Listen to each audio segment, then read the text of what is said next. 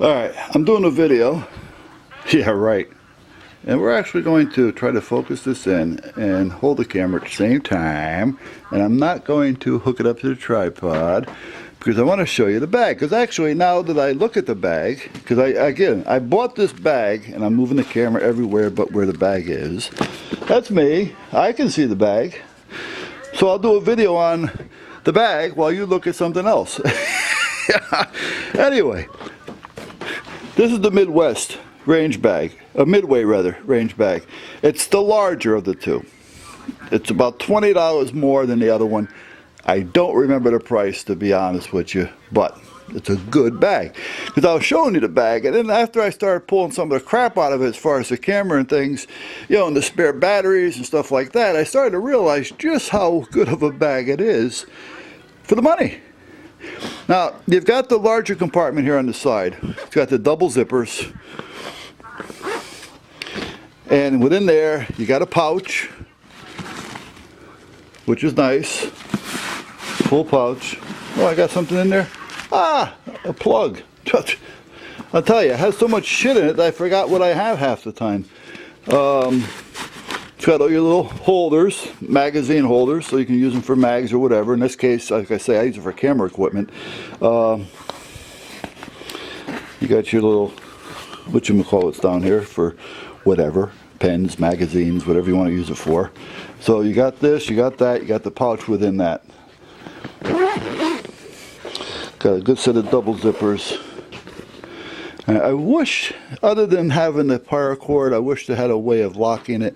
You know, you could put a lock through the cord, I guess, but I'd rather have a better lock. But then again, you know what? If somebody takes it, a lock, they're going to just rip it open anyway, so what the hell's the difference? The lock is only as good as what it's attached to. But anyway, in here, when I was showing you the inner box, or the inner bag, which is within the main bag, it also has two of these side bags with zippers, one on either side, and another pocket on each side. So there's tons of storage on this thing. So here's another bag on this side, and another pocket down the side there that you're not seeing because I'm running the camera like a jerk. But anyway, so you have that, as well as your sides here, which is also double zip. If I can keep the camera where I'm showing you. Got your little tags, so if you want to put your ID in there. It's got another one on this side. The one on this side isn't quite as large as the one on the other side, but again, it has double zippers. And I keep a camera in there. There's no hidden pockets in this one, but it's got the double zippers. Over here, it's got another pocket. Now you can keep water in there, whatever you want to do. I just keep the flashlight hanging there and a pen just in case I need it real quick. But again, I'm not using this as a range bag. However, I'm thinking about purchasing another one for the range. This one worked out great, just being a good camera bag. And then you got this pocket on this side, again with double zippers. And it has some elasticity. It's got some rubber band stuff in here. Like you can tell, I'm using technical terms here, huh? Rubber band stuff. Yeah.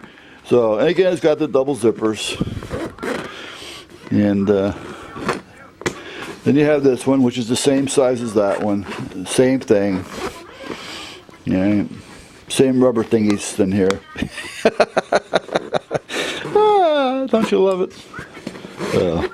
But all in all, and we already did this one. That's the larger one with the name tag on it. So all in all, it's a big bag. And if you really load it up, it's going to be a heavy bag. It also comes with a shoulder strap. And it's got some good shackling on it, which is great. All in all, for the money, it's a great bag, like I say. Now, the more I look at it, the more I'm finding a use for it. Let me back up. The more I look at it, the more I'm finding a use for it, you know, for firearms, for going to the range. You know, now I don't always bring my large, I think you've seen it. I got the large, Pelican with the wheels and all that.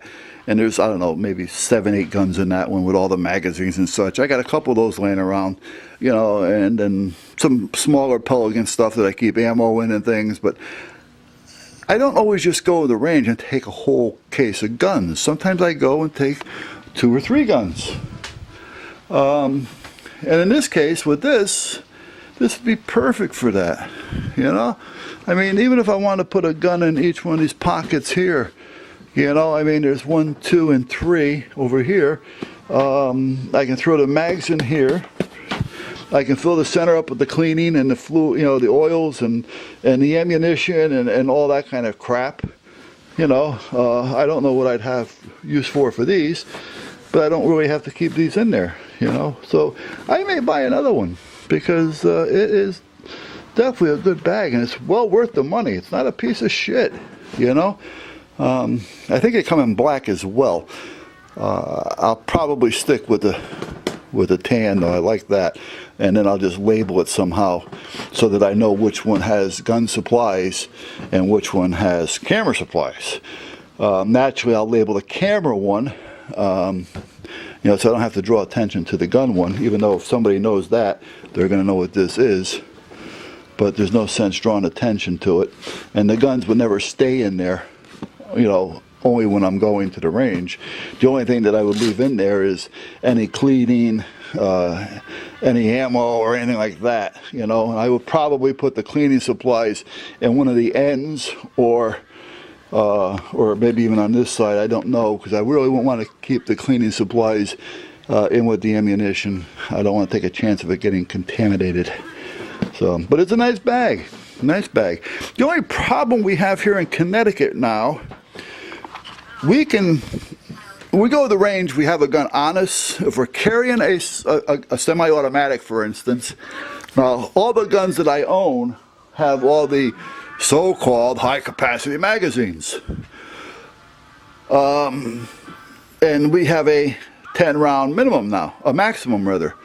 So I have to make sure when I'm carrying, I can still have that high-capacity mag, but I can only have 10 rounds in it. And it's debatable right now on if you want to keep one in the pipe or not. Some law enforcement say 10 rounds in the gun and that's it. And on the other side of the coin, the law says 10-round magazine in the magazine. So there's a big difference there. So it depends on the officer that's pulling you over on how he wants to interpret this.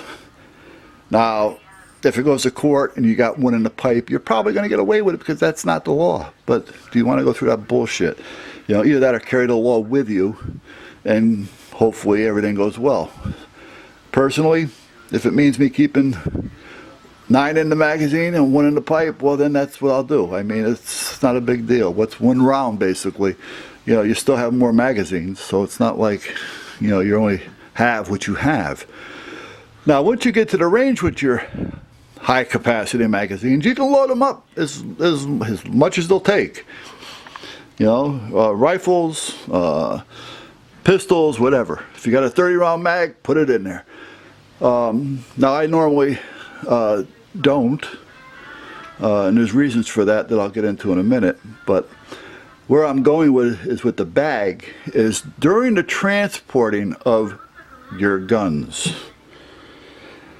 rifles, other than the one you actually are carrying on your persons, anything that's being transported to or from a range or a gun shop has to be in a locked case. Now, if I was to put a padlock through these 2 pieces of paracord here, come on, and that was a padlock, not my finger, would that be considered a lock case? Hey, it's kind of an open, non-descriptive law. So it's a law though, so you have to abide by it. But again, that's one of those, is it or isn't it? You know, I mean, a padlock in that really does nothing. You know, it's going to prevent me or anybody getting to it quickly, But if you have a knife in your pocket, how quick is it going to be for you to pull out a knife, cut that cord, and screw the lock? You follow? So it's one of those things as to, you know, where are they going with it? Now I have a couple of my gun bags, my rifle bags, that have the lock tabs on the zipper. But again, you put a lock on it, all you gotta do is bust the zipper. You know, you rip on that hard enough, you're gonna pop the zipper right open. You're gonna pull the teeth out of it. You know, so the lock is only as good as what it's locked to. You know, I mean, so you really got to pay attention to that. So the law's kind of a touchy one here because, again, transporting guns have to be in a locked case.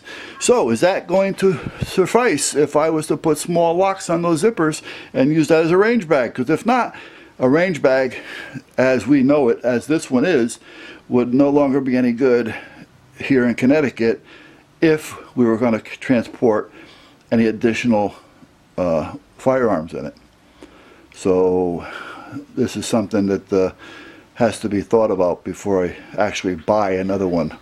Because again, I'm not going to buy it just to carry cleaning. It's too big just to buy for carrying cleaning and a few tools that you may want to use on the range if you want to, you know, work on your gun while you're there or whatever. You know, but most of the time when you're at the range, you really don't want to sit there and work on your gun. You know, you're paying for time. Now, if you belong to a club or in your backyard, it's a different story. Then you don't mind. And I don't use paid rangers anymore unless I just want to donate to the fund. You know, I may go there and it's a new range, I may use it and give them their $40 and, you know, donate some money to their kitty or something. But as a rule, I don't use public rangers anymore. I belong to 2 clubs and now getting ready to join a third. I just submitted an application for a third.